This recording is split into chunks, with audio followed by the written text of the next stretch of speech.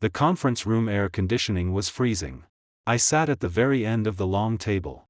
When my fingers touched the tabletop, the cold made them pause for a second. In front of me lay the dividend proposal. The printed pages still smelled faintly of ink, and one corner at the bottom had curled up. I reached out and pressed it flat. More than a dozen shareholders sat along both sides of the table. Some flipped through documents. Some looked down at their phones. Some held cups of tea and blew on the steam. No one looked at me. Rachel Lynn stood at the head of the table. She wore the white suit jacket I had once accompanied her to buy. Holding the proposal in her hand, she spoke in a strictly professional tone. This year, the company's net profit increased by 23%. According to precedent, the shareholder dividend ratio remains unchanged. Someone nodded. Someone applauded. I nodded along too. Then she turned to the second page and paused. The pause was very brief. So brief that no one in the room noticed. But I did. We had been married for 7 years. Every time she was about to say something difficult, she paused like that first. As if gathering courage. However, she lifted her eyes. I suggest that Ethan Chen's dividend be temporarily suspended this year. The conference room went silent. It was not ordinary silence. It was the kind of silence where half the air seemed to be sucked out of the room. Someone put down a teacup. Someone raised his head and looked at me. Someone pretended not to hear and kept scrolling through his phone. I sat there, one hand still pressing down on the document. President Lin, the CFO, spoke carefully. Mr. Chen's dividend ratio is 5%. Based on this year's profit, that is approximately. I know. Rachel interrupted him. Her voice was level. The company has been under cash flow pressure recently. We need to concentrate resources on the new project. As for Ethan, I have already discussed it with him. She glanced at me. That glance was short. Short enough to feel like she was checking whether I would cooperate. I said nothing. Rachel. Uncle Lee, an older shareholder sitting beside me, frowned. Ethan is your husband. According to the dividend plan. Uncle Lee. Rachel smiled. It was a professional smile, curved perfectly at the corners. When it comes to company affairs, we handle things by the book. Ethan understands that, right? Everyone looked at me. More than a dozen pairs of eyes. Some sympathetic. Some curious. Some waiting for a show. I felt the air conditioning blow against the back of my neck. Cold. My stomach felt empty. Under the table, my fingers clenched, then loosened. My palm was pressed with a shallow mark. Fine. I said. My voice was not loud. But in that quiet conference room, it was very clear. Uncle Lee froze. Ethan? She said the company has cash flow pressure. I stood, closed the proposal, and pushed it back to the center of the table. Then leave it for now. Rachel's expression loosened slightly. Then she quickly returned to that businesslike mask. Then it settled. Next item. Personnel arrangements for the new project. I did not listen further. I pulled back my chair. The chair legs scraped across the floor with a harsh sound. Someone looked up at me. I ignored it, turned, and walked out. The hallway was very quiet. The sound of high heels chased out from the conference room. Ethan. I stopped. Rachel stood at the doorway, one hand holding the frame. She lowered her voice. Are you angry? I looked at her. Her makeup was exquisite. Her lipstick was the shade I had helped her choose last month. She said that color made her look fair. I said it looked good. Back then, she smiled. A real smile. I'm not angry. I said. You're right. Company matters should be handled professionally. She stared at me for 2 seconds, as if judging how much of that sentence was true. Then she nodded. Go home first. I'll come back early tonight. Okay. I turned and left. The elevator doors closed. The numbers dropped one by one. I looked at my reflection in the stainless steel door. My shirt collar was a little wrinkled. My hair also needed a cut. 3 years ago, I was not like this. 3 years ago, I sat in another conference room. In front of me lay another proposal. At that time, I was a CTO. I led a technical team of more than 30 people. The projects I negotiated were worth tens of millions. Then she said, Ethan, the child needs someone to care for her. I can't leave the company right now. Could you? I agreed. I resigned. I went home to care for our daughter. I did laundry, cooked meals, and handled school pickups and drop-offs. She grew the company from a small studio into its current size. I helped her revise business plans, helped her negotiate investment, stayed up with her through 3 all-nighters to finish proposals. She had probably forgotten all of that. The elevator reached the first floor. The doors opened. I walked out. My phone vibrated. It was a message from my daughter's kindergarten teacher. "Mr. Chen, Ms. Lin came this morning to process Lily's withdrawal. She said Lily will transfer to a boarding school. Do you know about this?" I stood in the lobby and stared at that message. Outside the glass doors, sunlight was bright. It reflected off the floor tiles. People passed by me, footsteps hurried. I called Rachel. It rang 3 times. She hung up. I called again. She hung up again. The 3rd time, her phone was turned off. I stood there as the screen dimmed, reflecting my face. The smile from the conference room was still at the corner of my mouth. But it looked forced. I dialed another number. It rang for a long time before the other side answered. "Daddy." My daughter's voice came through the receiver, full of grievance. "Daddy, why haven't you come to see me? Mommy had someone send me here. It's so big here. I don't know anyone." My throat tightened. "Be good," I said, my voice hoarse. "Daddy will come see you tomorrow." "Really? You promise?" "Really. Pinky promise. Pinky promise." After hanging up, I stood in the lobby with my arm hanging at my side. The phone screen was still lit. Sunlight reflected off it, stinging my eyes. I opened my notes app and created a new note. First line: hotel check-in records. Second line: chat screenshots. Third line: bank transfer records. I stared at those 3 lines for a long time. Then I locked the screen and put the phone in my pocket. The elevator doors opened again. People walked out laughing and talking. I turned and walked outside. The sunlight was harsh. I narrowed my eyes and raised my hand to block it. Behind me, inside the building, that conference room was still in session. She was probably announcing the new personnel arrangements. Tone professional. Smile proper. She probably thought this matter had already passed. I got into my car, started the engine, and looked into the rearview mirror. The man in the mirror had very calm eyes.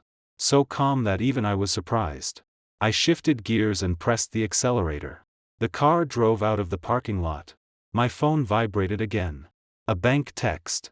"Your account ending in 6688 has received a transfer of 500,000 yuan. Current balance, 500,123 yuan. Note, dividend." I stared at the number for 3 seconds. 500,000. She withheld 1.8 million of my dividend and transferred me 500,000. Like paying off a nanny who had come to ask for wages. I laughed once and tossed the phone onto the passenger seat. The car turned a corner. Sunlight came in from the side and flashed across my eyes. I narrowed my eyes and tightened my grip on the steering wheel. Then I pressed the accelerator all the way down. The car stopped at the entrance of an old alley. I turned off the engine but did not get out immediately. The bank message was still shining on my phone screen. The number made my eyes ache. 500,000. I stared at it for a long time. Then I screenshotted it and saved it into a folder named Evidence. There were already 3 screenshots inside. The first was taken 3 months ago. It was a WeChat chat record on Rachel's phone. That day, she was showering, and her phone was on the coffee table. The screen lit up. I had only wanted to turn off her alarm. Instead, I saw a conversation labeled Workshong. The newest message read, "Baby, wear that black dress today. I like it." I stared at that sentence for 10 seconds. Then placed the phone back where it was.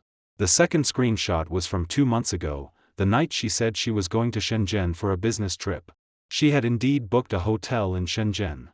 But on her iPad, I also found an hourly room booking at a local Hilton for the same night. The times overlapped. The third was the transfer record from just now. I put my phone into my pocket, got out of the car, and locked it. Deep in the alley was a tea house. Its storefront was small, and the sign had faded. I pushed the door open. The smell of old pu'er tea rushed toward me. In the corner sat a middle-aged man in a jacket. A pot of tea was placed before him. Seeing me enter, he lifted his chin slightly. "Mr. Chen?" I sat across from him. He looked me over twice, then pushed a craft paper envelope toward me. What you asked for. The envelope was not sealed. I opened it with one finger and pulled out a stack of papers.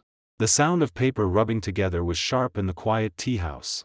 At the next table, someone was playing eru.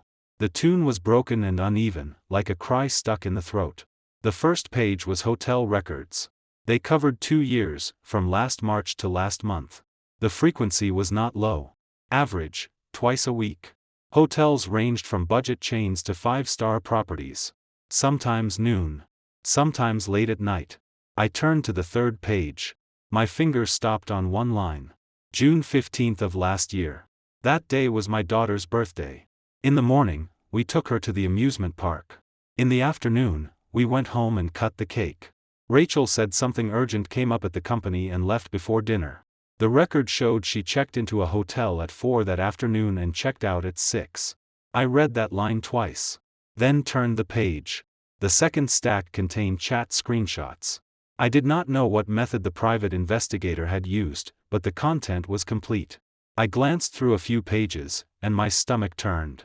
The male secretary called her baby, darling, and wife. She replied, "Stop it, I'm at the company, and tonight." Her tone was not like a CEO speaking to a subordinate. It was like a girl deep in love. I turned to the final page. My gaze pinned itself to one sentence. Male secretary. Baby, is your husband still home taking care of the kid today?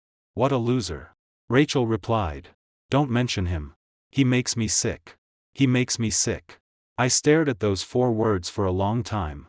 The eru in the tea house suddenly became unbearably harsh. I set the papers down, picked up the teacup in front of me, and took a sip. The tea was bitter. So hot it numbed the tip of my tongue. Anything else? I asked. The private investigator took another envelope from his bag and pushed it over. Inside were copies of bank statements. Rachel's personal account. Over the past year, there had been several large transfers to an account named Mark Zhang. Mark Zhang. The male secretary. I counted. 6 transfers in total. A little over 3 million yuan. The most recent was last month. 800,000. Note, down payment. He bought an apartment, the investigator said. Signed last month. Riverside Road. New development. 140 square meters. Down payment was 800,000. Mortgage was 2 million. I said nothing. Also, the investigator lowered his voice. Last month, Ms. Lin purchased a Porsche Cayenne under the company's name and registered it under Mark Zhang. She called it a company vehicle. But Mark drives it all the time. Ms. Lin herself still drives the old Audi. I placed everything back into the craft paper envelope and sealed it. How much? 30,000. I counted 30 bills from my wallet and placed them on the table. The investigator glanced at them but did not count. He put them directly into his pocket. Mr. Chen. He stood, hesitated, then said. I don't know whether I should say this. Say it. I've done this job for more than 10 years. I've seen all kinds of situations. Your wife's case didn't happen in a day or 2. That Zhang guy acts very arrogantly in the company because Ms. Lin backs him. Last month, he even took his girlfriend to Sonia for vacation, using Ms. Lin's supplementary card. I lifted my head. Girlfriend? Not Ms. Lin. A young woman who just graduated. Company receptionist. The investigator sighed. Your wife probably doesn't know. I laughed. She didn't know. Of course she didn't know. She thought she had raised a loyal dog. But that dog was using her money to keep someone else. Thanks. The investigator nodded and left. The eru in the tea house stopped. A young woman began singing Ping Tan. Her voice was soft and floating, but I could not hear the words clearly.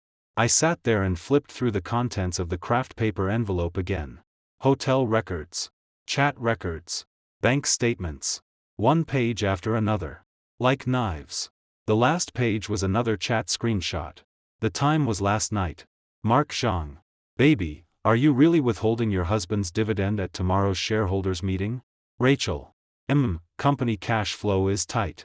Mark Zhang. He won't make trouble, right? Rachel. He won't dare. He has been home taking care of the kid for years. He's already useless. If he leaves me, he can't even find a job. Mark Zhang. That's true. By the way, can I come see you tonight? Rachel. Sure. Same place. I folded that page, put it into the envelope, and stood. When I pushed open the door, my phone vibrated. It was Ryan Wong. I answered. The other side was noisy, like he was at a construction site. Ethan? You finally remembered to call me? Ryan's voice was loud. I thought you'd disappeared. Ryan. I leaned against the doorframe and looked at the gray sky at the end of the alley. The project you mentioned last time, are you still short of people? The other side went quiet for 2 seconds. Yes. His voice suddenly became serious. What, you interested? Let's meet. Fine. Tomorrow afternoon. My company. Okay. After hanging up, I stood outside the tea house, gripping the craft paper envelope. Someone rode an electric scooter through the alley and honked twice. The sound was sharp. I looked down at the envelope, then tucked it under my arm and walked toward the car. Halfway there, my phone vibrated again. Rachel. I stared at the contact name on the screen for 5 seconds. It was still saved as wife. I had never changed it. I answered. My voice was very calm. Hello? Ethan, where are you? Her tone was a little anxious. The kindergarten teacher called me and said you went to cancel the withdrawal procedure? What do you mean? Didn't I tell you? She's transferring to a boarding school. The conditions there are better. Rachel Lynn. I interrupted her. My voice was not loud, but it was steady. We'll talk about our daughter face to face. She paused. When are you coming home? Tonight. Fine. I'll come back early. I hung up, got into the car, and placed the envelope on the passenger seat. The engine started. The air conditioning was still cold. I adjusted the vent and my fingers brushed the edge of the envelope. The paper felt hard. I glanced at it. 3 million. 2 years. Makes me sick. I laughed once, shifted gears, and pressed the accelerator. The car drove out of the alley and turned onto the main road. Sunset shone through the windshield, forcing me to narrow my eyes. I pulled down the sun visor. A photo fell out from the layer above and landed on the floor mat. It was from last summer. My daughter and I at the amusement park. She sat on my shoulders, smiling so wide that her 2 little front teeth showed.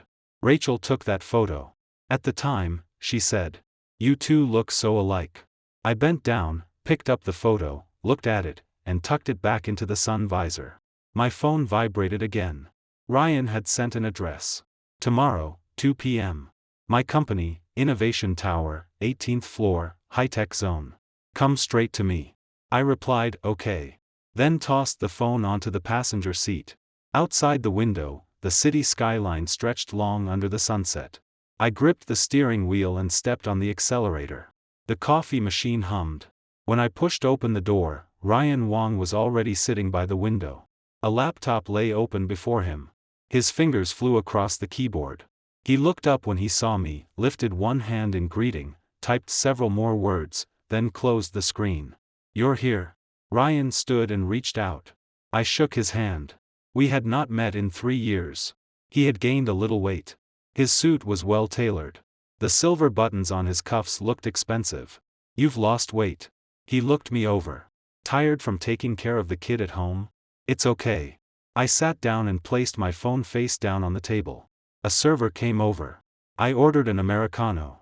The coffee machine sounded again. Steam hissed sharply. Ryan leaned back and tapped the table twice. "You said on the phone you wanted to talk about a project?" What project?" "Community elder care." Ryan froze. Then laughed. "You're serious?" "Serious. Ethan." Ryan picked up his coffee and took a sip. "You haven't touched business for 3 years. Do you know what the community eldercare market looks like now? Do you know how many companies have thrown money into it and gotten nothing?" "I know." "You know nothing." Ryan put down his cup. His voice was not loud, but very direct. "You are a stay-at-home dad now. You understand technology, yes. But do you understand markets? Operations? Dealing with neighborhood offices and civil affairs bureaus?" I said nothing. My coffee arrived. I picked it up and drank. Bitter. Hot enough to numb my tongue. "I understand technology," I said. "What is the biggest pain point in community eldercare right now?" Ryan looked at me but did not answer. "Emergency response," I said. Current solutions are either wristbands or fixed buttons.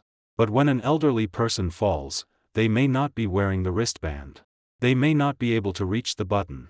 By the time family members notice, the golden rescue window has already passed. And then? I have a system. Millimeter wave radar plus AI posture recognition. No active operation required from the elderly. The system automatically detects falls, abnormal lingering, and heart rate anomalies. Within 3 seconds, it pushes alerts to family members and the community service station. Ryan's expression changed. He stared at me for 5 seconds. You made this? 3 years ago. I said. I originally planned to start my own company. Then. I did not finish. Ryan filled in the rest.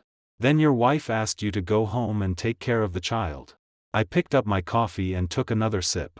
Is the system still there? Yes. Code, hardware design, testing data. All on my computer. Ryan leaned back and tapped the table twice again. This time, the rhythm was slower. He was thinking. Do you know what my company is doing? Smart communities. I said. You've won 3 pilot communities in the high-tech zone and are building integrated solutions. Ryan narrowed his eyes. You keep up with information pretty well. It's on your company website. Ryan laughed. Fine. Then you should also know that what we lack most right now is the elder care module. The authorities are pushing us hard, but there aren't many solid solutions on the market. That's why I came to you. You didn't come just to sell me a solution, did you? No. I said. I want equity. Ryan's hand paused around his coffee cup. How much? 1.8 billion yuan. The cup nearly slipped from his hand. Ryan set it down and stared at me for a long time. Are you crazy? I'm not. Where are you getting 1.8 billion? Your wife's company? Didn't she just withhold your dividend? I did not answer that. I took out my phone, opened a file, and pushed it toward him. Ryan looked down. His pupils contracted. This is a list of real estate and stock assets under my name. I said. Premarital property. Nothing to do with her. Ryan scrolled through the screen. The more he looked, the more complicated his expression became. You own 2 apartments downtown? One was left by my father. One I bought before marriage. These stocks. I had options from my previous company. I cashed out before resigning. Ryan put the phone down and rubbed his temple. You hid yourself well. I didn't hide. I said. I simply never had time to use it. I paused. My voice remained flat. 3 years ago, I planned to use this money to start a business. Then she said the child needed someone at home. Ryan was silent for a while. Do you hate her? I did not answer. I picked up my cup, took a sip, then said. I don't hate her. I just don't want to be the person who makes her sick anymore. Ryan froze. What? Nothing. I put down the cup. 1.8 billion. I provide the technical system plus cash. You provide the company, team, and channels. 50-50 equity. 50-50. What's your company valued at right now? Ryan was silent. Not high. A little over 200 million. Then if 1.8 billion goes in and I ask for half, you don't lose. I know I don't lose. Ryan stared at me. But I want to know why you chose me. I looked at him and said something that made him freeze. Because 3 years ago, you were the only person who told me not to resign. The air went quiet for several seconds. The coffee machine started again.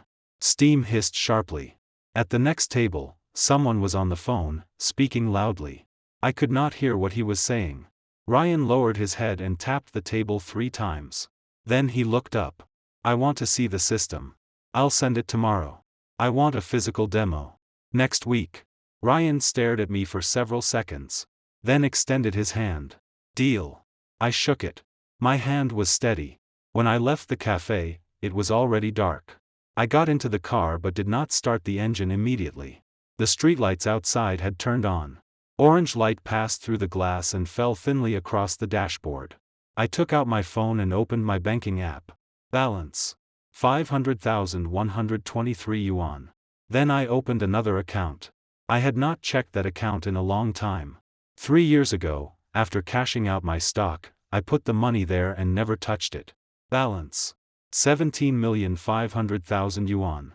17.5 million. Together with the 2 apartments, the total market value was a little over 30 million. Still far from 1.8 billion. But I was not anxious. I opened notes and created a new entry. First line. Contact real estate agent. List both apartments. Second line. Contact broker. Liquidate stocks. Third line. Demo for Ryan next week. I stared at those 3 lines for a few seconds. Then locked the screen and started the car. The car left the parking lot and turned onto the main road. City lights flowed across the windshield. Red, yellow, white. Like a glowing river. I drove slowly. When passing Riverside Road, I glanced outside. The advertisement for the new development was huge. Riverside 1. A life of prestige. Below the billboard stood an unfinished building in the night. The lights on the tower crane blinked. The apartment bought by that male secretary was here. 140 square meters. 800,000 yuan down payment. Paid with my wife's money. I withdrew my gaze, tightened my grip on the wheel, and stepped on the accelerator. When I returned home, the living room lights were on. I opened the door and smelled perfume. Rachel sat on the sofa in loungewear. A glass of red wine stood before her. Her phone screen was lit, and she was typing. Hearing the door, she looked up. "You're back?" "Did you eat?" "Yes." I changed shoes and walked into the kitchen. 2 bowls were piled in the sink. Left from breakfast. I turned on the tap and began washing them. Water rushed loudly. Rachel's voice came from the living room. "Ethan, the kindergarten teacher called me today." She said you went to cancel Lily's withdrawal?" The tap stopped. I placed the bowls on the drying rack, wiped my hands, and walked out. Rachel looked at me. Her expression was not exactly ugly, but not good either. "Didn't I tell you? She's transferring to a boarding school. The conditions there are better. The teachers are more professional. She's still too young. She's 5. That's not young. 5 is young." Rachel sighed. Her tone softened a little. "Ethan, I know you can't bear it. But the company has been really busy lately. I truly can't handle it. You're tired taking care of her alone too." "I'm not tired. You." Rachel paused, as if suppressing her temper. "Can you be reasonable?" I did not speak. I walked to the coffee table, picked up the remote, and raised the air conditioner by 1 degree. The air blew strongly. It made the back of my neck cold. Rachel watched me and suddenly asked, "Are you still angry?" "Angry about what?" "The dividend." I put down the remote and looked at her. "You said the company has cash flow pressure." "Right." Rachel nodded. "When the cash flow loosens, I'll make it up to you." "Okay." I agreed too quickly. So quickly that Rachel froze. She stared at me for a few seconds as if trying to judge something.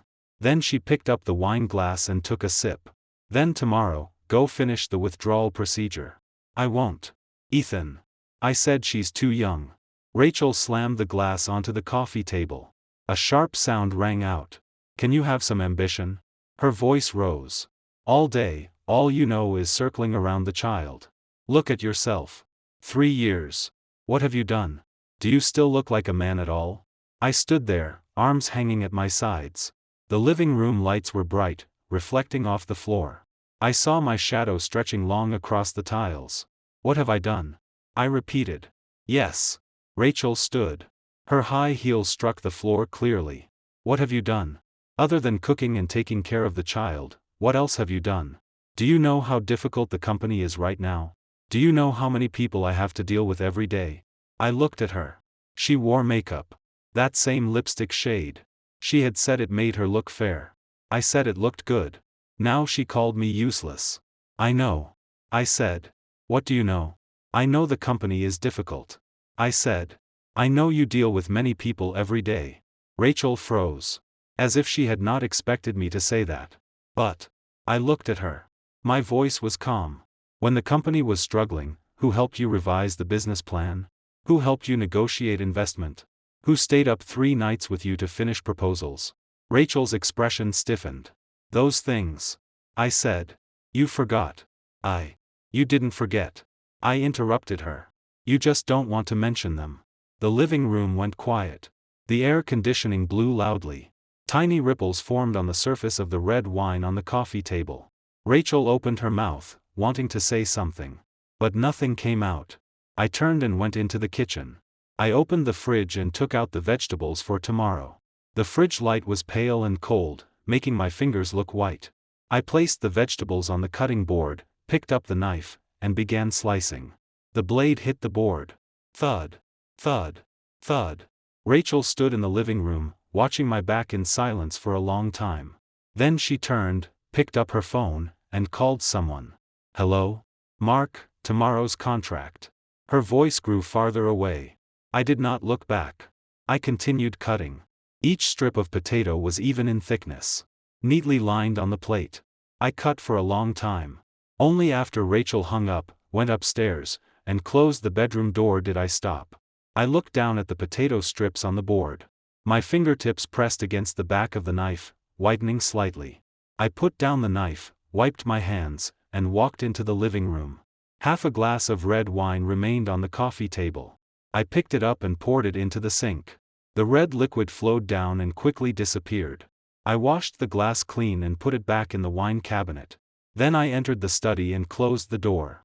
The computer screen was lit. I opened the folder named Evidence and looked at it once. Then I opened another folder. Inside was the technical proposal. I stared at it for a long time. Outside the window, the city lights remained bright. I picked up my phone and sent Ryan a message. "Tomorrow afternoon, I'll bring the proposal to your company." Ryan replied quickly. "Okay." I sent another message. "Help me contact a real estate agent." Ryan replied with a question mark. I did not explain. I locked the screen and placed the phone on the desk. The study light was bright. The tabletop reflected light. I opened the drawer and took out a document. The premarital property agreement. I flipped to the last page and signed it. The date was today. I closed the document and put it back into the drawer.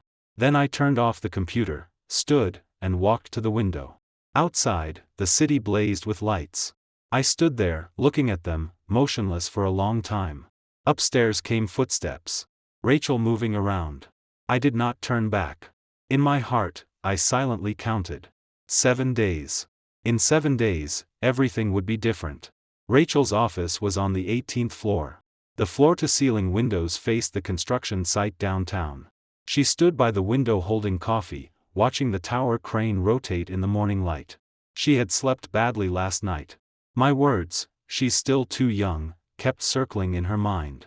She had turned over in bed. The pillow beside her was empty. I had slept in the study. Her phone vibrated. She looked down. It was a link sent by her assistant. The title read, "New player enters smart community market. Former CTO returns with 1.8 billion yuan." She tapped it open. The news image was a signing ceremony. I stood in the center, wearing a dark gray suit. My tie was neatly done. Beside me stood Ryan Wang. We were shaking hands in front of a contract. Rachel's coffee cup stopped in midair. She scrolled down. Former internet company CTO Ethan Chen has invested in smart community solution provider Cloud Home Technology through a combination of technical system and cash, obtaining 49% equity. It is reported that this round of financing totals 1.8 billion yuan and will focus on the community eldercare sector. 1.8 billion. She stared at that number. Her finger stiffened on the screen. "Ethan?" She murmured softly, as if afraid someone might hear. She looked at the photo again. The suit was one she had never seen. It fit him well. The silver cuff buttons showed at his sleeves. He stood there with his back straight. Exactly like 3 years ago when he attended company meetings. She put the coffee cup down. The base hit the marble countertop with a clear sound. She called me. It rang 3 times. I answered. "Hello?" My voice was calm. As if I had been waiting for this call. "Where are you?" "Company." "What company?" "Cloud Home Technology." I said. "You can search it online." Rachel's hand trembled around the phone. She took a deep breath and lowered her voice. "Ethan, where did you get 1.8 billion? Premarital property. Didn't you check?" I interrupted her calmly. 3 years ago, when you asked me to resign, didn't you check my accounts? You saw the money from my stock cash out and thought it wasn't enough. But you missed one thing." Rachel did not speak. "You always thought the apartment my father left me was worth only 3 million. I said. "But you didn't know it was inside a demolition compensation zone."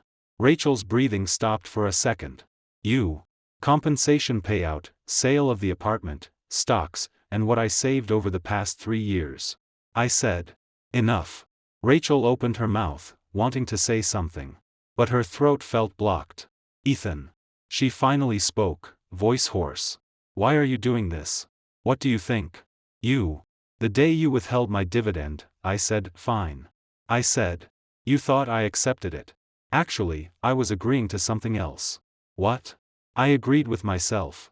Not to be the person who makes you sick anymore. Rachel froze. She opened her mouth, wanting to explain. But I had already hung up. She stood by the window with the phone screen still lit. In the news photo, my smile was faint. But very steady. She stared at that photo for a long time. Then she grabbed her bag and rushed out of the office. The car drove very fast. Rachel gripped the steering wheel until her knuckles turned white. She ran a red light. A horn blared from the side. She ignored it. Her mind was chaos. 1.8 billion. Ethan. Cloud home technology. Community elder care. She remembered 3 months ago, I had spent a long time typing in the study. She thought I was writing something boring and paid no attention. Now she realized that was probably the technical proposal. She remembered last month, I said I was going to meet a friend. She did not ask who. She did not care. Now she realized that friend was probably Ryan Wang. She had always thought I stayed home taking care of our child and did nothing. In reality, I had done everything. The car stopped at our neighborhood gate. She killed the engine and ran upstairs. When she opened the door, the living room was very quiet. I sat on the sofa. A stack of documents lay before me. I wore the suit from the morning, but my tie was already loosened, and 2 buttons of my shirt collar were open. Hearing the door, I looked up. You're back. Good. Sign this. Rachel stood at the door, high heels still on the doormat. She looked at the stack of papers on the coffee table. The top page had 4 words. Divorce agreement. Ethan. Her voice shook. Are you serious? Just because of that dividend? No. I stood and walked toward her. Not because of the dividend. Then why? I said nothing. I took out my phone, opened a folder, and handed it to her. Rachel accepted it and looked down. The first screenshot was a WeChat conversation. She saw her own avatar. And that sentence. Don't mention him. He makes me sick. Her fingers stiffened. The second was a hotel record. June 15th last year. Check-in at 4 p.m. Check-out at 6 p.m. That was our daughter's birthday. The third was a bank statement. 3 million yuan. Transferred to Mark Zhang. Note, down payment. Rachel stared at those screenshots, fingers trembling. You. Her voice was very light. When did you know? 3 months ago. Then why? Why didn't I expose you? I looked at her. My eyes were calm. Because I wanted to see how far you would go. Rachel opened her mouth, unable to speak. The day you withheld my dividend. I said. You claimed the company had cash flow pressure. But you turned around and transferred 800,000 to Mark Zhang for his apartment. Your company's cash flow pressure was the pressure to buy him a house? You told me you were sending Lily to boarding school because you were too busy. I continued. But every Tuesday and Thursday night, you were in a hotel with Mark Zhang. Rachel's tears fell. Ethan, don't say anything. I interrupted her. My voice was not loud, but it was steady. Sign it. I turned back to the coffee table, took a pen from the drawer, and placed it beside the divorce agreement. Rachel stood there, looking at the pen. She did not move. Ethan. She said. I know I was wrong. Give me one chance. Chance? I turned and looked at her. Did you ever give me one? Rachel froze. 3 years ago, you said the child needed someone at home. I said. I resigned. When your company was starting out, I helped you revise your business plan. Helped you negotiate investment. Stayed up with you through all-nighters. When your company grew, you called me useless. I paused. You said I made you sick. Rachel cried harder. Ethan, I didn't mean that. You did. I said. You just never thought I would find out. I walked to the coffee table, picked up the divorce agreement, and turned to the final page. Sign. Rachel did not move. I looked at her. Then I took something from my pocket. It was my wedding ring. Silver. The date of our marriage engraved on the inside. I had worn it for 7 years. Never once removed it. I lowered my head and looked at it. Then walked to the desk and turned on the shredder. The machine buzzed. Rachel's eyes widened. Ethan, you. I placed the wedding ring into the shredder slot. Metal scraped against metal in an ear-piercing sound. The ring was dragged in, twisted apart, and dropped into the shredded paper below in several pieces. Rachel stared at the shredder. Her fingers trembled. You. 7 years. I said. Enough. I returned to the coffee table, picked up the pen, and signed the divorce agreement. Then I put the pen down and looked at Rachel. You can refuse to sign. But I will sue for divorce. I have all the evidence. When the court judgment comes, you will not only sign. You will compensate me. Rachel stood there with tears sliding down her cheeks. She looked at the shredder. At the destroyed wedding ring. At the divorce agreement signed on the coffee table. She opened her mouth, wanting to say something. But I had already turned, entered the study, and closed the door. The lock clicked. Rachel stood in the living room, listening to that lock. It was as if all strength had been pulled from her body. She crouched down, one hand gripping the coffee table edge, head lowered, shoulders shaking. The shredder was still buzzing. She raised her head and looked at the metal fragments inside. Her hand reached out, then pulled back. She crouched there for a long time without moving. Sunlight entered through the window and fell across the floor. Across the coffee table. Across the divorce agreement. My name was signed on the final page. The handwriting was steady. She stared at that signature and gripped the edge of the agreement. The paper wrinkled in her fingers. She loosened her hand.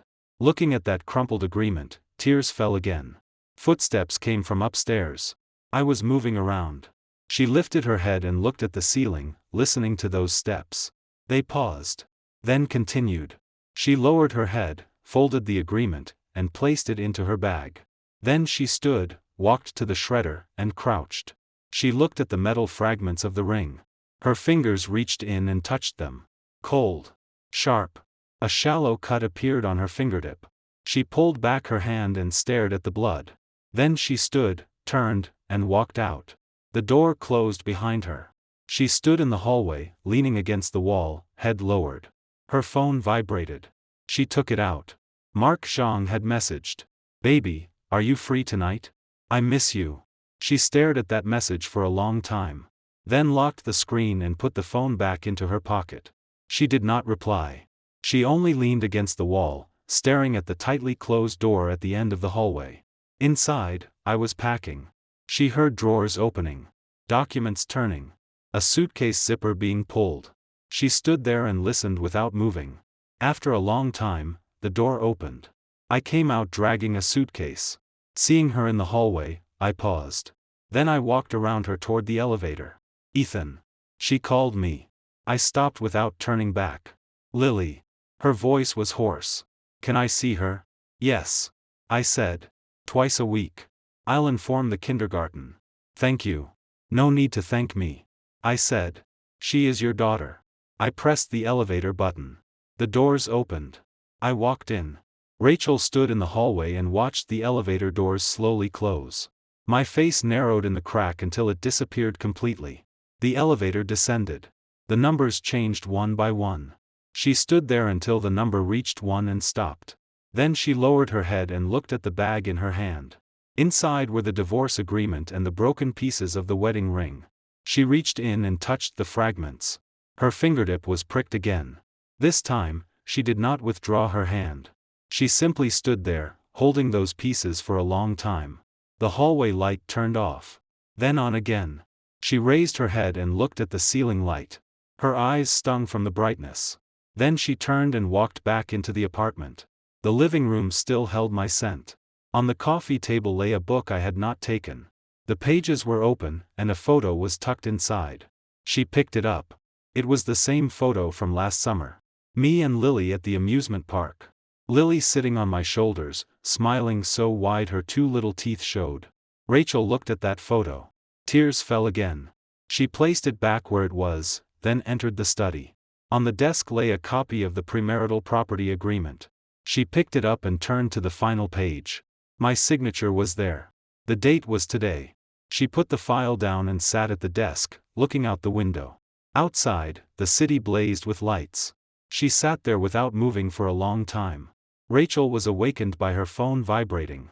She had fallen asleep on the desk. Her neck was so stiff she could barely turn it. Outside, dawn had arrived. Gray light entered through the window and fell on the premarital property agreement on the desk. She reached for her phone. There were more than a dozen missed calls. All from the company. She called back. The CFO's voice was panicked. President Lin, something happened. What happened? The loan from China Construction Bank is due today. But the account has no money. Rachel stood abruptly. Her knee hit the desk corner, and pain made her inhale sharply. What do you mean no money? Wasn't there 30 million last week? Last week, you approved a payment for project turnover. And then Director Zhang withdrew another sum. Mark Zhang? Yes. He said you approved it. Rachel held the phone. Her fingers went cold. She hung up and called Mark. Phone off. She called again. Still off. She opened WeChat and sent. Where are you? A red exclamation mark appeared. The other party had enabled friend verification. She stared at that red exclamation mark for 5 seconds. Then called another number. Mark Zhang's assistant. Where is Director Zhang? Director Zhang left yesterday afternoon. He said you approved his annual leave. Did he leave anything behind? The other end was silent for a moment. He cleared out his workstation. Rachel hung up and rushed out. The car drove even faster than yesterday. She ran 2 red lights. Only one thought was in her mind. The 3 million. The 3 million she had transferred to Mark for an apartment. She had always believed it was a loan. He would return it. Now she suddenly understood that the money was probably gone forever. When she reached the company, the CFO was waiting at the door, face pale. President Lin, the bank called again. They said if the money is not repaid by 5 this afternoon, they will proceed legally. How much time is left? 6 hours. Rachel entered her office. The air conditioner was broken. The room was as stuffy as a steamer. She tugged at her collar. Her forehead was covered in sweat. She opened the computer and checked the accounts, her fingers trembling on the mouse. Balance. 470,000 yuan.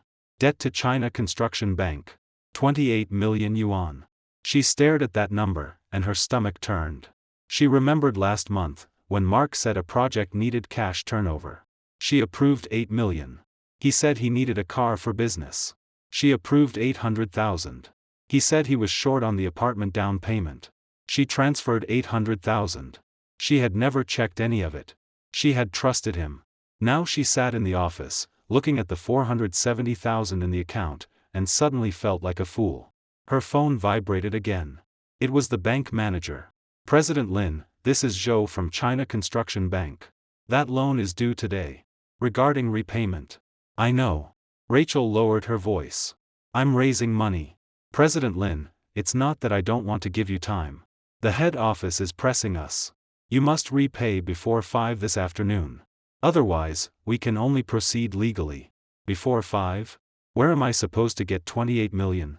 President Lin, the contract is very clear. If repayment is overdue, we have the right to freeze company accounts and seize collateral assets. Rachel gripped the phone until her knuckles whitened. You are forcing me. President Lin, I'm also just an employee. Please don't make this difficult for me. The call ended. Rachel sat in the chair, staring at the account balance on the screen. 470,000. 28 million. She suddenly laughed. A dry laugh, like sandpaper scraping glass. She picked up her phone and opened her contacts. She knew many wealthy people. Investors. Suppliers. Industry peers. She called them one by one. Mr. Li, it's Rachel. I have something urgent. I'd like to borrow some funds. President Lin, what bad timing. My company's cash is tight too. Mr. Wang, could you? Rachel, it's not that I don't want to help. I heard about your husband. With your company's current situation, who dares put money in? Mr. Zhang. President Lin, find someone else. After the 7th call, Rachel threw her phone onto the desk. A crack ran across the screen from the upper left corner to the lower right. She sat there, staring at that crack. Suddenly, she thought of me. She remembered what I said. When the company was struggling, who helped you revise the business plan? Who helped you negotiate investment? Who stayed up 3 nights with you to finish proposals? She had truly forgotten. She thought she was very capable. That she had built the company from a small studio to its current size. But she had forgotten that at every critical moment, I had stood behind her. The business plan she could not revise, I revised. The investment she could not negotiate, I negotiated. The all-nighters she could not survive, I stayed through. She thought all of that ability belonged to her. Only now did she understand. Those abilities had been borrowed. She picked up her phone and dialed my number. It rang 3 times. I answered. Hello? My voice was calm. As if waiting for this call. Ethan. She began, voice hoarse. I want to talk to you. About what? The company is in trouble. The cash chain is broken. The bank is demanding repayment. Mark ran away. The other end was silent for a moment. So? Rachel bit her lip. Can you help me? Help you? I know I was wrong. I know I hurt you. But the company is 7 years of my work. I cannot watch it collapse. Can you lend me some money? How much? 28 million. The other side went quiet again. Then I laughed. It was very soft. But Rachel heard it clearly. Rachel Lynn. I said. The day you withheld my dividend, I said, fine. Do you know what I was agreeing to? Rachel did not speak. I agreed with myself. Not to be your ATM anymore. The busy tone came through. Rachel held the phone, fingertips whitening. She lowered her head and looked at the crack on the screen.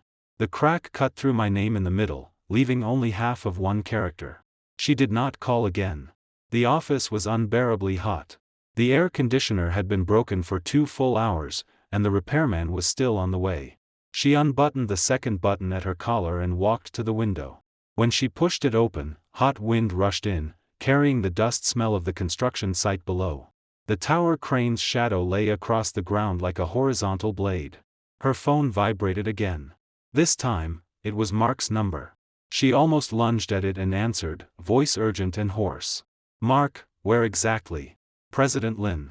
A strange man's voice came through the phone. I'm from the Riverside New District Police Station. Mark Zhang was in a car accident on the highway last night.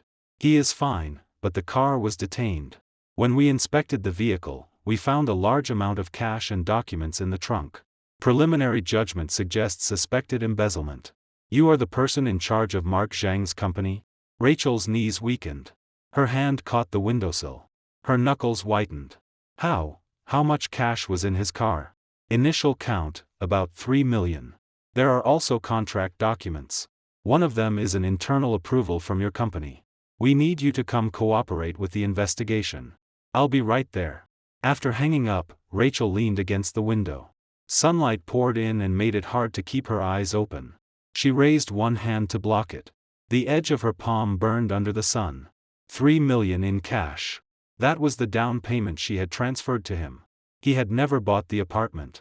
He had withdrawn the money and planned to run. She remembered yesterday's message. Baby, are you free tonight? I miss you. She had not replied. If she had replied, if she had gone to the old place, maybe he would not have run. Maybe the 3 million would still be there. She stood there as the sun burned her arm. Suddenly, she laughed once. Short. As if something had choked her. She grabbed her bag and walked out. At the door, she paused. She turned and looked back at the office. On the wall hung a group photo from the company's 7th anniversary. She stood in the center. I stood beside her, holding our daughter. I was smiling with my teeth showing. She looked at that photo for 2 seconds. Then closed the door. Click. The things found in Mark Zhang's car were more than Rachel had imagined. Inside the police station records room, an officer pushed a file bag toward her. Ms. Lin, these were found in Mark Zhang's car. They contain your company's official seal and your signature. Please confirm them. She opened the file bag and pulled out a stack of papers. The first document was signed in December last year. Mark had withdrawn 4 million yuan under project turnover. In the signature field was her name. She stared at that signature for 3 seconds. It looked similar. But the pressure was wrong. The final stroke of her signature always hooked upward. This one was flat. This is not my signature. The officer looked at her. Are you sure? I'm sure. My signature has a hook. This one doesn't. The officer nodded and pushed over a second document. This one was thicker. A summary of procurement contracts over the past 6 months. Every contract bore Mark's signature and the company seal. When Rachel turned to the third page, her hand froze. It was signed last month. A procurement contract for a batch of smart devices. Amount, 7.8 million yuan. But the company had never received those devices. Where did this money go? Mark Zhang's personal account. The officer said. We checked his transaction records.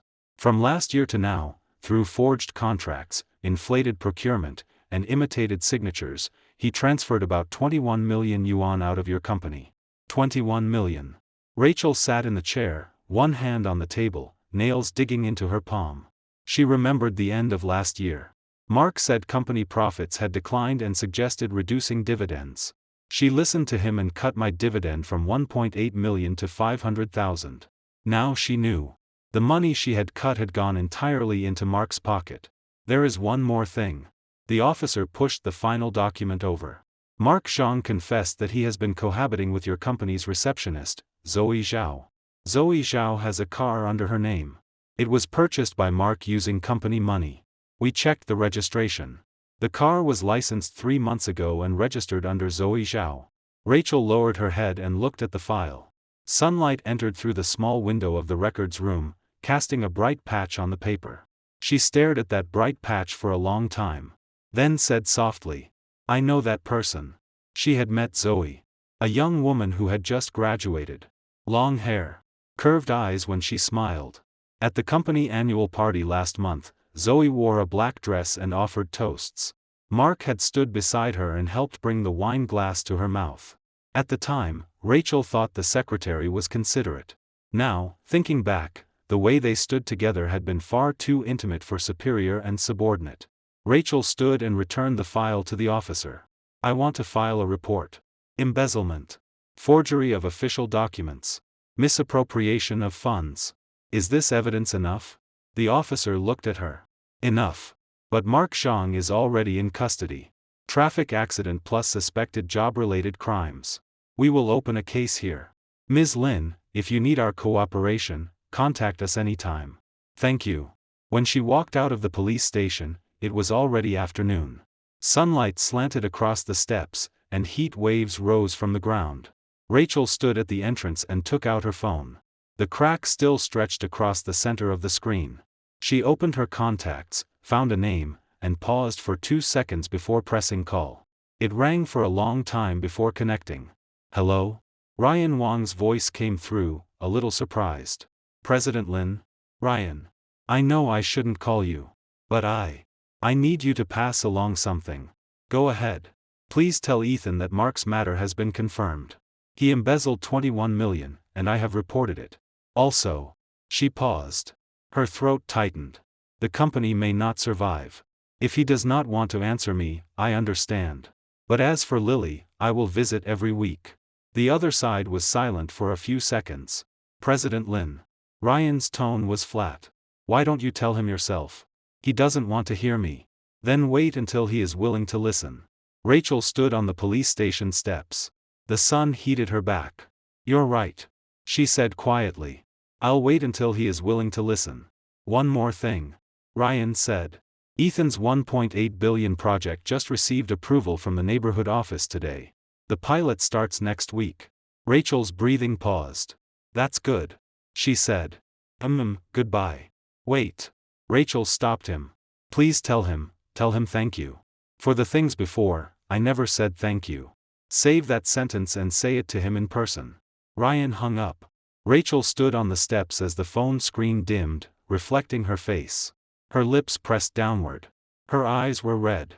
She raised her hand and wiped the corner of her eye. Her fingertip was wet. She put the phone in her pocket and walked down the steps. The sunlight was harsh. She narrowed her eyes and raised her hand to block it. 1 week later, Ethan Chen stood at the launch ceremony for the high-tech zone smart eldercare pilot. More than 100 people sat below the stage. Neighborhood office leaders. A director from the Civil Affairs Bureau. Several media reporters. and a circle of industry peers who had come to observe. He stood on stage, microphone before him. Behind him, the large screen played a demonstration of millimeter-wave radar. Ryan sat in the first row and nodded at him. Ethan took a deep breath and spoke. "Hello, everyone. I'm Ethan Chen, technical lead at Cloud Home Technology. The system we are demonstrating today can be summarized very simply. Let the elderly receive safety protection without needing to learn anything." He pressed the remote. On the big screen appeared a simulated home environment. An elderly person sat on the sofa, then suddenly fell sideways. A red alert box immediately popped up. Within 3 seconds, family members' phones and the community service station received push notifications at the same time. Fall detection is only the foundation. Ethan changed the slide. The system can also identify abnormal heart rate, declining sleep quality, and sudden reduction in daily activity. Behind these data points are changes in elderly people's living habits. What do changes mean? They mean we can intervene before illness fully appears. Applause sounded below. Ethan did not stop. He continued explaining the technical architecture, hardware cost, and deployment cycle. He spoke in detail. His pace was steady. Every data point was clear. 3 years ago, he had spoken the same way in another conference room. Back then, Rachel sat beside him, handing him the PPT clicker. Now he stood on stage alone. There was no clicker by his side. But he no longer needed one. When he reached hardware cost, a middle-aged man in glasses in the front row raised his hand. "Mr. Chen, may I ask the approximate deployment cost per set?" 2,300. 2,300? Including installation and maintenance? Including both. After bulk procurement, the cost can drop below 2,000. The man's expression changed. He turned and whispered to the people beside him, then raised his hand again. "Mr. Chen, I'm the person in charge of Changle community. Our community has more than 2,000 elderly people living alone. If this cost can truly be implemented, then sign the contract." Ethan smiled faintly.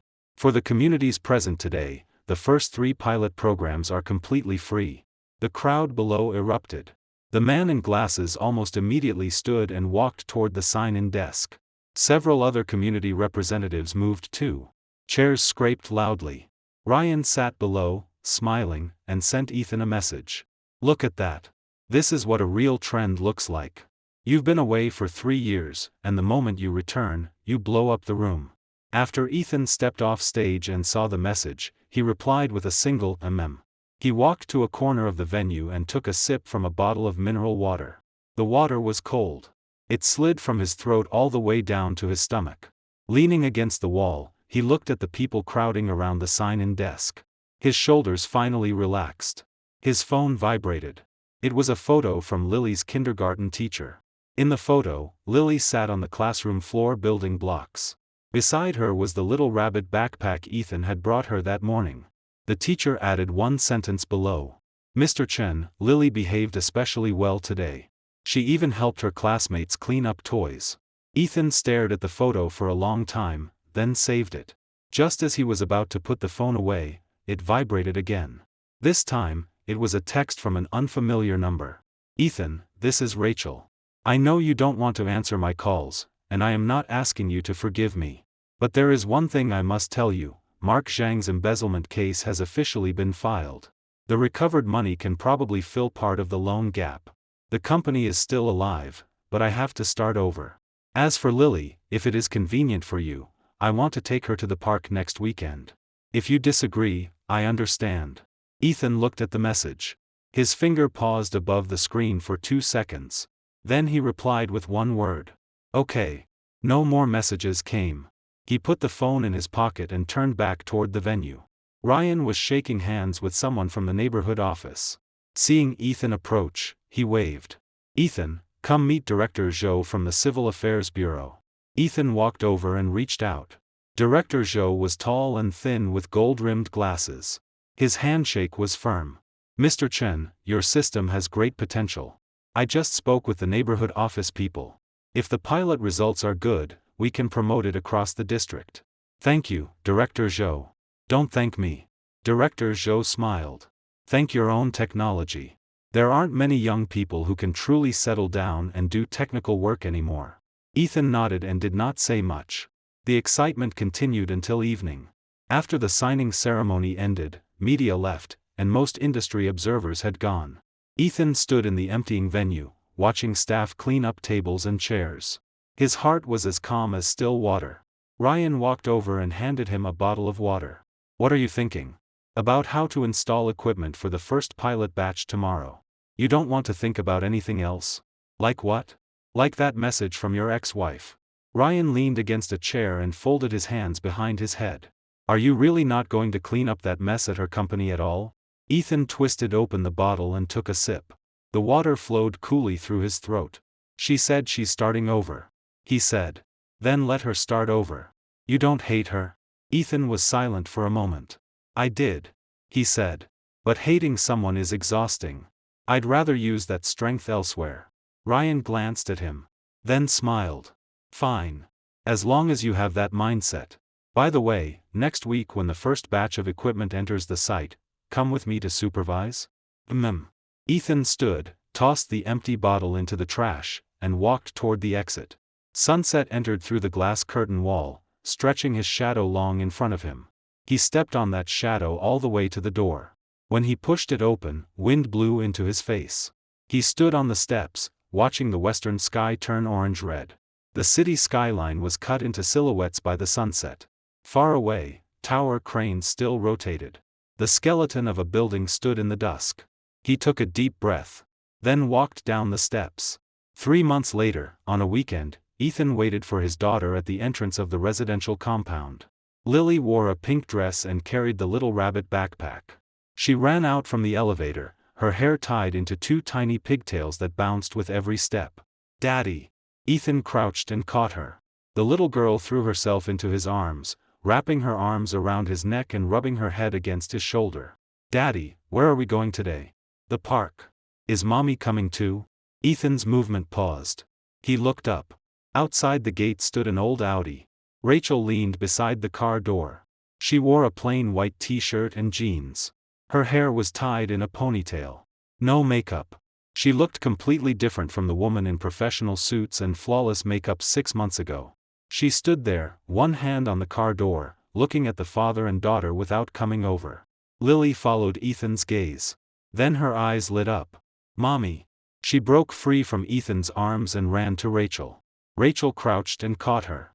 The movement was a little stiff. Her fingers touched Lily's hair lightly, as if afraid to use too much strength.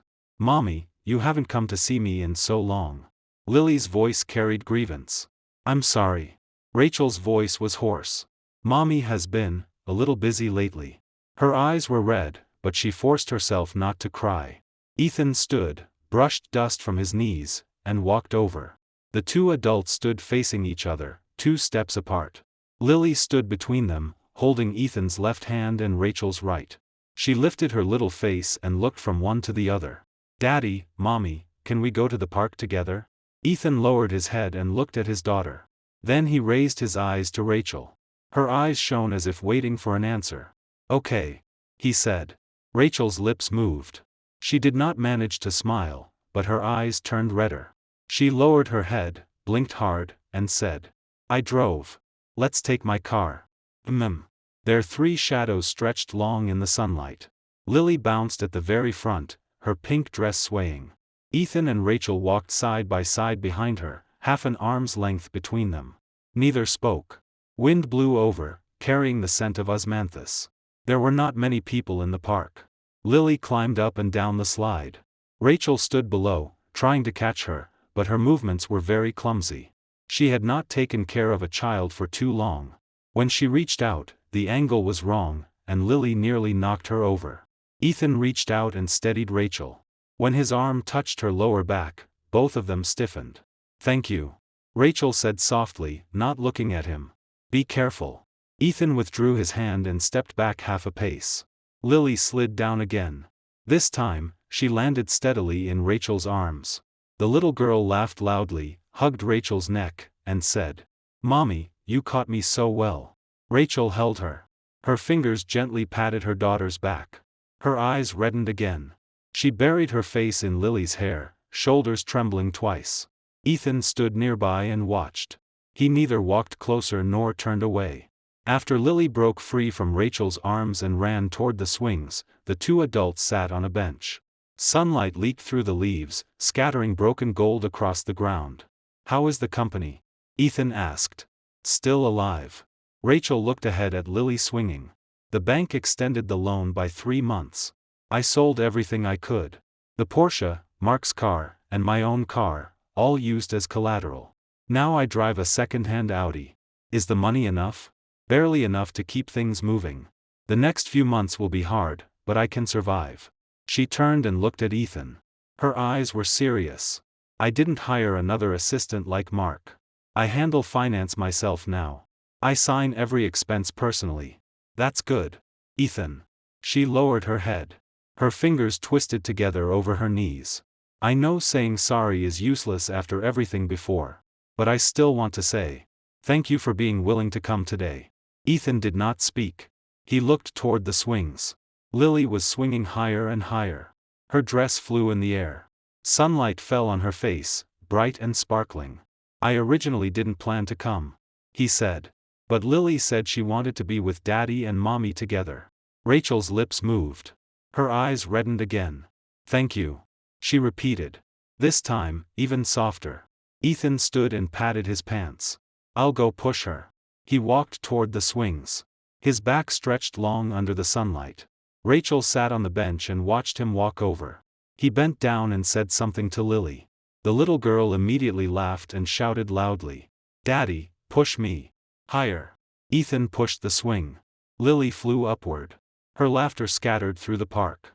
Rachel sat there, hands resting on her knees, nails digging into her palms. She looked at those two figures. A man and a little girl laughing under the swing frame. Sunlight covered them like a golden edge. Her mouth opened. She wanted to call out. But no sound came. She only watched. Tears finally fell. One drop after another, hot against the back of her hand. That same afternoon, while Ethan and Rachel were at the park with Lily, Mark Zhang's case officially went to trial. On the day Rachel attended court, she wore a black coat and sat in the first row of the gallery. When Mark was brought in by the bailiffs, she glanced at him. They had not seen each other in 3 months. He had lost a lot of weight. His chin was covered with stubble. His eyes were unfocused. The director Zhang, who once wore custom suits and had every strand of hair perfectly combed, could not even sit straight in the defendant's seat. When the prosecution read the indictment, Mark's shoulders shook the entire time. Embezzlement. Forgery of official documents. Misappropriation of funds. Multiple offenses combined. Total amount involved, 21.38 million yuan. Several former colleagues sat in the gallery. Some looked down at their phones. Some remained expressionless. Some looked at Mark and shook their heads. Rachel sat there, listening to each number being laid out. What surged inside her was no longer anger. It was a dull pain. The company she had spent 7 years building had been hollowed out by this man in 2 years. And she had been blind the entire time. She had even believed he was her most capable helper. During recess, Rachel stood and walked out. When she passed the aisle, her peripheral vision caught a young woman sitting in the back corner. Long hair. Red eyes. A black dress. Zoe Zhao. Rachel paused. Zoe saw her too. Her body shrank as if she wanted to hide. But instead of hiding, she stood and walked before Rachel, head lowered. "President Lin. I'm sorry." Rachel looked at her and said nothing. I didn't know he took that much company money. He told me the money was his. He said the car was bought by him. I really didn't know." "You didn't know he was married? You didn't know he had a girlfriend?" Zoe's face instantly went white. She opened her mouth but could not speak. "You didn't ask anything, right?" Rachel's voice was calm. "He bought you a car, so you drove it. He gave you money, so you spent it. He said whatever he wanted, and you believed him. He lied to me, and he lied to you. But you and he are the same. You both chose not to ask anything." Zoe's tears fell. She wiped them hard with the back of her hand, making her eyes redder. "President Lin, I will return the car. The car has already been seized." Rachel said. "Go find a proper job. And don't trust that kind of person again." She turned and left. When she walked out of the courthouse, sunlight suddenly pierced in. She narrowed her eyes and raised one hand to block it. A taxi stood at the bottom of the steps. She opened the door, got in, and gave the company address. As the taxi passed the courthouse road, she saw a familiar figure by the roadside. Zoe stood there, head lowered, phone pressed to her ear. Probably calling someone. She cried as she spoke, shoulders shaking badly. Rachel withdrew her gaze and leaned back, closing her eyes for a while. 10 minutes later, her phone vibrated. It was a message from the lawyer. President Lin, the verdict is out. Mark Zhang is guilty of embezzlement, forgery of official documents, and misappropriation of funds. Multiple offenses combined, 7 years in prison and a fine of 500,000 yuan.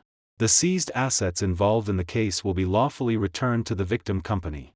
Rachel read the message and locked the screen. 7 years. She remembered how Mark looked 2 years ago when he first joined the company. White shirt. Logical speech during the interview. She had said she wanted someone who could help share the burden. Ethan was no longer at the company. She was too tired carrying everything alone. Mark said, "President Lin, don't worry. With me here, you're covered." She believed him. The scenery outside the window swept backward. Rows of tree shadows slid across the glass. She lowered her head. The crack on her phone screen was still there, like a scar that would never heal. The same day Mark's case was sentenced, Ethan's eldercare system officially went online. All equipment had been installed in 3 pilot communities in the high-tech zone. The data backend ran in real time. On launch day, Ryan dragged Ethan to the command center and stayed there the entire day. On the big screen, real-time data from more than 300 elderly households flowed continuously. Heart rate, activity level, sleep quality, fall detection. All data streams were stable like a calm river. At 3:17 p.m., a red warning box suddenly popped up in the upper right corner. High-tech zone, Jinhua Garden, Building 7, Unit 3, Room 502. Fall detection triggered. Elderly status, suspected unconscious. Family member and community service station notified. Ethan stared at the alert box for 2 seconds. Then grabbed his phone and called the community service station. Someone fell. Room 502. Hurry upstairs. From the other end came hurried footsteps. 3 minutes later, the service station called back. Found her. The old lady fell in the bathroom and hit her head on the sink. She's still conscious but can't stand up. We've called an ambulance. Ryan stood beside Ethan and exhaled deeply. It worked. He patted Ethan's shoulder. It really worked. Ethan did not speak. He watched the red alert return to a green normal status. Only then did his heartbeat slowly calm. That night, the news spread across the entire high-tech zone. The family of the first elderly person saved by the system wrote a long thank you post in the owners group. It was forwarded hundreds of times. The next day, the neighborhood office phones were flooded. All from other communities asking how to apply for the pilot. On the third day, 2 city eldercare institutions actively contacted Ryan, saying they wanted to purchase the system. 1 week later, Cloud Home Technologies' valuation quadrupled. The 1.8 billion investment price turned into 5.4 billion in the new financing round. When Ryan called Ethan, his voice was trembling. "When you said you wanted to invest 1.8 billion, I thought you were insane. Now they're offering 5.4 billion to participate in the next round. Guess what? I don't even want to sell." Ethan laughed softly on the phone. "Don't rush. Wait until coverage reaches 1,000 communities. 1,000? Your ambition is too big." "Not big," Ethan said. "Within 3 years, I want this system covering 1 million households." Ryan inhaled sharply. 1 million households? Do you know what that means? "I know," Ethan said. "That's why it's worth doing." After hanging up, Ethan sat in his office. Outside the window was the high-tech zone at night. Lights connected into one piece, like a glowing river. He picked up the cup on his desk and took a sip. The water was cold. Cool from his tongue to his heart. He looked down at his phone. There were 2 unread messages. One from Ryan, containing background materials on a new investor. The other from Rachel. Only 1 sentence. "Lily says she misses you. Can we video call tonight?" He replied. "Okay." Then placed the phone back on the desk. Outside, city lights reflected in the glass. His shadow overlapped with those lights, the outline clear. At the end of the year, Cloud Home Technology held its annual party. The venue was the largest hotel in the high-tech zone. More than 200 people came. Employees, suppliers, investors, several leaders from neighborhood offices and the Civil Affairs Bureau. As co-founder and technical lead, Ethan was seated at the main table. Ryan sat beside him, flushed from drinking, holding a wine glass and calling investors brothers. Ethan did not drink much. A glass of juice sat before him. Occasionally, he picked it up and sipped. On stage, they were drawing prizes. Lively music played through the speakers. Cheers filled the room. His phone vibrated. It was a video call from Rachel. Ethan looked around at the noisy crowd, stood, and walked into the hallway outside the banquet room before answering. Lily's face appeared on the screen. She was too close to the camera. Only half an eye and half her forehead could be seen. "Daddy. Mommy said I can video call you today." Ethan smiled. "Were you good at kindergarten today?" "Yes. Teacher even gave me a little red flower." Lily pulled the phone farther away and took a red sticker flower from her pocket, pressing it against the screen. "Look.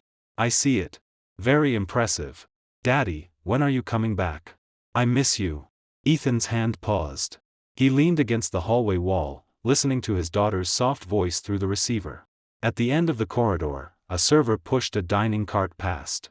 The wheels rolled over the carpet with a muffled sound. "Next week, Daddy will pick you up, okay?" "Okay. Pinky promise. Pinky promise." Lily raised her pinky on the screen and waved it toward the camera. Ethan raised his too, making the gesture through the screen. The little girl giggled. Then she suddenly turned the phone to the side. "Mommy. Daddy said he's coming to pick me up." The camera shook. Rachel's face appeared on the screen. She wore loungewear. Her hair fell loosely over her shoulders. No makeup. There was a small smile at the corner of her mouth. But when she saw Ethan, the smile tightened a little. "Busy?" she asked. "Company annual party." "Oh, then you should go back. Lily insisted on calling you." I couldn't stop her. "It's fine," Ethan said. "I'm not busy." The two were silent for 2 seconds through the screen. Lily shouted from the side, "Daddy, watch me dance," then ran away. Rachel held the phone steady and looked at Ethan, lips pressed slightly together. "Ethan," she said, "next month is Lily's birthday. I want to hold a small birthday party for her. If you have time, could you come too?" "Okay. Thank you." Her voice was very soft, but her eyes were serious. Ethan nodded and added, "I'll bring the cake." Rachel froze. Then smiled. This smile was different from before. The curve of her mouth was natural, and there was light in her eyes. "Okay." After the video call ended, Ethan stood in the hallway as the phone screen went dark. He looked at the reflection of his own face on the screen.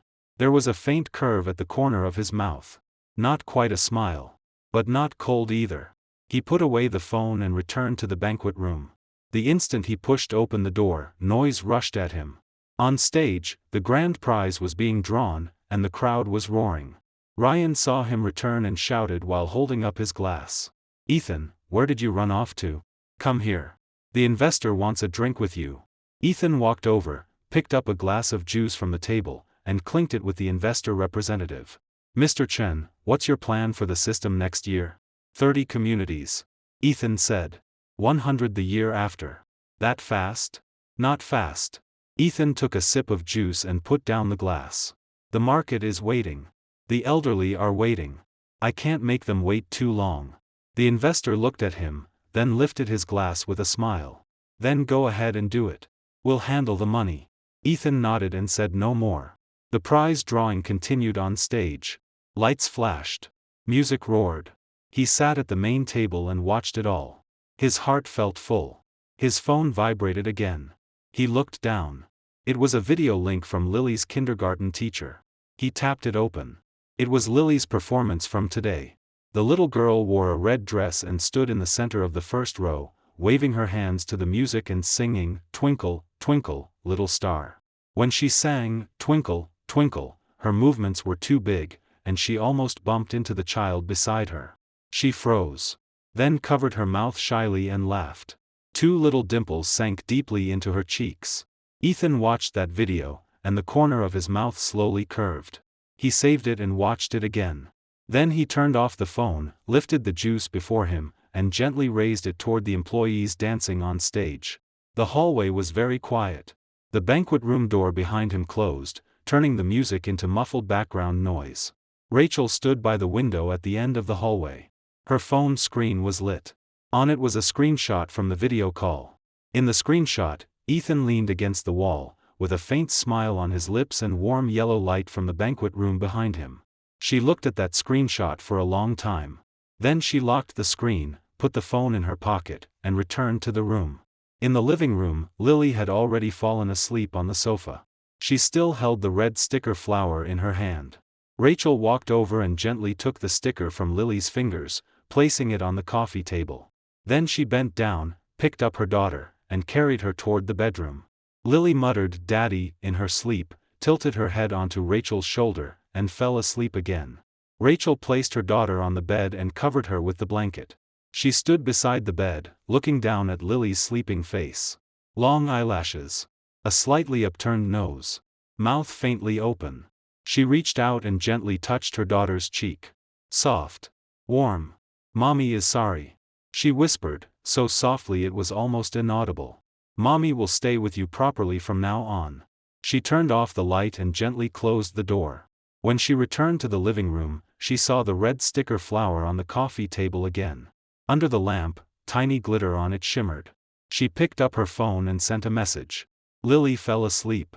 "When you come pick her up next week, I'll cook a meal for you too." The reply came quickly. "Okay." She looked at that one word and slowly sat down on the sofa.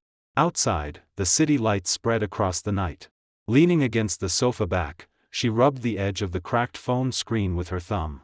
The rough glass scraped lightly against her fingertip. She closed her eyes. The light remained on.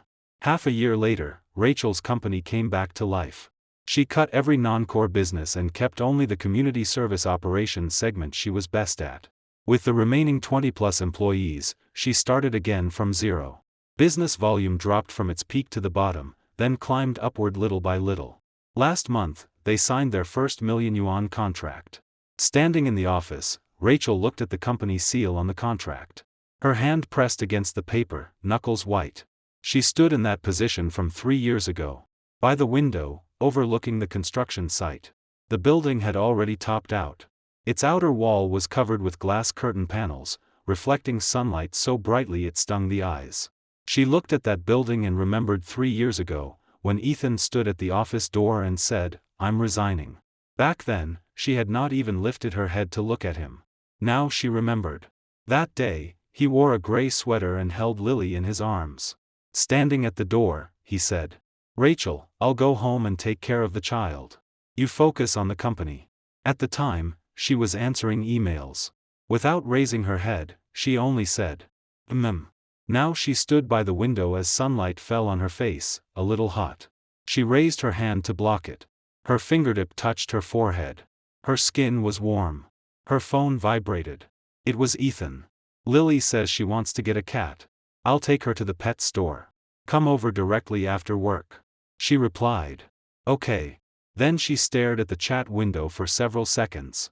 Scrolling up, every message from the past 6 months was about Lily. Pickup times. Weekend plans. Doctor visits when she was sick. Parent-teacher notifications. Not one extra sentence. But every sentence was there. She put the phone in her pocket and left the office. At dusk, the pet store glowed warm yellow. Fine cat hair floated in the air. Lily crouched before the cage of an orange cat, tapping the glass gently with one finger and murmuring, "Kitty, kitty, kitty." Ethan stood beside her, hands in his pockets, head lowered as he watched his daughter. When Rachel pushed open the door, the wind chime rang. Lily turned and saw her. She immediately ran over and hugged her leg. "Mommy. Daddy says he's buying me this cat." Rachel lowered her head and looked at her daughter's shining eyes. Then looked up at Ethan. He stood beside the cage with a faint smile, nodding at her. "If you like it, that's fine," she said. Lily instantly let go and ran back to the cage to discuss with the store clerk what they needed to prepare for the cat. Rachel walked to Ethan's side. The two stood shoulder to shoulder. Only a fist's distance between them. How has the company been recently? Ethan asked. Just signed a big order. Rachel said. Community service operations. 3-year contracts with 2 neighborhood offices. Enough to keep us going for a while. What about you? How far has your system spread? 50 communities. Should reach 100 by year end. Rachel turned and looked at him. He stood under the warm yellow light, side profile clear, with a slight curve at the corner of his mouth. Compared with 3 years ago, he had become thinner. But his whole person looked much sharper. The sleeves of his white shirt were rolled up to his forearms, revealing firm lines. Ethan. She spoke softly. Did I never praise you before? Ethan turned his head and glanced at her. You never said, you did well. Rachel's voice was a little hoarse. When you helped me revise my business plan, I didn't say it. When you helped me negotiate investment, I didn't say it. When you resigned and went home to care for Lily, I didn't say it either. I always thought those things were what you were supposed to do. Ethan said nothing. Only after you left did I realize. She lowered her head and looked at the tips of her shoes on the floor. Those were not things I was entitled to. They were things you gave me. I took them so naturally that I never thought to say thank you. You're saying it now. Ethan said. She lifted her head. Her eyes were red, but she held back the tears. I'm saying it now. Lily ran back holding a bag of cat food, interrupting the silence between them. Daddy. Mommy. The lady says we need this cat food, and this litter too. Ethan took the bag of cat food and weighed it. Then looked at Rachel. You pay. Rachel laughed softly, bent down, and took out her wallet. Fine. I'll pay. When the 3 of them left the pet store, it was already dark. Lily walked in front carrying the cat carrier. Inside, the orange cat curled in the corner, cautiously observing the outside world. Ethan walked in the middle. Rachel walked behind. Streetlights turned on one by one, casting spots of orange light across the asphalt. At the intersection, Lily suddenly stopped and looked back at the 2 adults. Daddy, Mommy, will you live together? The air went quiet for a second. Ethan and Rachel looked at each other. Then Ethan crouched and looked into his daughter's eyes. Lily, Daddy and Mommy won't live together. But we both love you. You can stay 1 week at Daddy's home and 1 week at Mommy's home, okay? Lily tilted her head and thought about it. Then can I take the cat to Mommy's house? Of course. Ethan said. Can I also bring it to Daddy's house? Yes. Then okay. Lily accepted the answer and continued forward with the cat carrier. The pink backpack straps swayed behind her. Ethan stood. Rachel walked to his side and said softly. Thank you. Thank me for what? What you just said. Ethan glanced at her, then turned his gaze to their daughter ahead. She needs a complete childhood. He said. I can't give her a complete home. But I can give her complete love. Rachel's tears finally fell. She quickly wiped them away, then sniffed. I will too.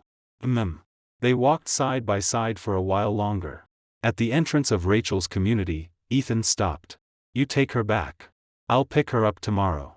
Okay. Rachel took the cat carrier. Then looked up at him again. Ethan. I'm still repaying what I owe. She said. It may take a long time. But I will repay it. Ethan looked at her. Streetlight shone from the side, drawing half her face in brightness and half in shadow. Her eyes were bright. Not the polished brightness of her old professional smile. But soft. Real. No rush. He said. Take it slowly. He turned and left. Rachel stood at the gate, watching his back disappear at the far end of the streetlights. Lily tugged at her clothes. Mommy, what should the cat's name be? Rachel lowered her head and looked at her daughter. Then smiled. Let's call it slowly. Why slowly? Because some things are better when they come slowly. Holding the cat carrier in her daughter's hand, she walked into the community gate. Streetlights stretched long shadows behind them. Wind moved through the plane trees, carrying the coolness of an early summer night. Far away, city lights still shone bright. Thousands of homes opened across the night like a warm river. Ethan walked the road back to his own home. His phone vibrated. He took it out. Ryan had messaged. The investors come for inspection tomorrow. Arrive early. He replied. Okay. Then he looked up at the sky. There were not many stars tonight. But one star was especially bright, hanging near the western horizon like a silver button pinned to the night. He put the phone in his pocket and quickened his steps. The night wind blew into his face, cool and soft. When he entered his community gate, the old guard greeted him. "Back home?" Ethan nodded. He turned around the flower bed and walked toward his building. One light upstairs was on. He had left it on before going out. He took out his key, inserted it into the lock, and turned it. Click. The door opened. Warm yellow light from the living room welcomed him and fell across his face. He changed shoes, closed the door, and placed the key on the tray by the entrance. Then he walked into the living room and sat on the sofa. On the coffee table lay the divorce agreement. Signed, finalized, all procedures completed. It rested quietly inside a file folder. Beside it lay another document. Cloud Home Technologies Equity Certificate. His name was printed in the holder field. Behind it was one line of numbers. 49%. He picked up the equity certificate and looked at it. Then placed it back down. Leaning against the sofa, he closed his eyes. Outside the window, the city continued running. The distant sound of traffic flowed over like a moving river. Upstairs, a neighbor's television was on. The sound was faint and blurry. The kitchen faucet dripped once. A clear sound rang against the stainless steel sink. Ethan opened his eyes. He looked at the light on the ceiling. Warm yellow halos spread across his vision, coating everything around him in a soft color. He picked up his phone and opened the photo album. The newest photo was taken today. Lily crouched in front of the pet store cage, one finger touching the orange cat's nose through the glass, smiling so widely her eyes curved. He looked at that photo for a long time. Then he locked the screen and placed the phone on the coffee table. He stood and entered the kitchen. Opening the fridge, he took out the vegetables for tomorrow. The tap turned on. Water rushed loudly. He stood before the sink and began washing vegetables. Outside the window, the night was deep. City lights glowed in one wide spread. He washed slowly. Water flowed between his fingers, warm. The kitchen light fell across his back, casting a steady shadow on the floor. Far away, a car horn sounded once, then quickly vanished into the night. He turned off the tap, placed the washed vegetables on the cutting board, and wiped his hands. Then he stood in the kitchen and looked at the lights outside. At the corner of his mouth was a faint curve. Not exactly a smile. Not completely flat. It simply stayed there quietly. Like all the lights shining in this night. Warm. Steady. Outside the window, early summer wind moved through the leaves of the plane trees, making a soft rustling sound. And tomorrow would be another new day. That's all for today's story. Remember to subscribe and leave a comment.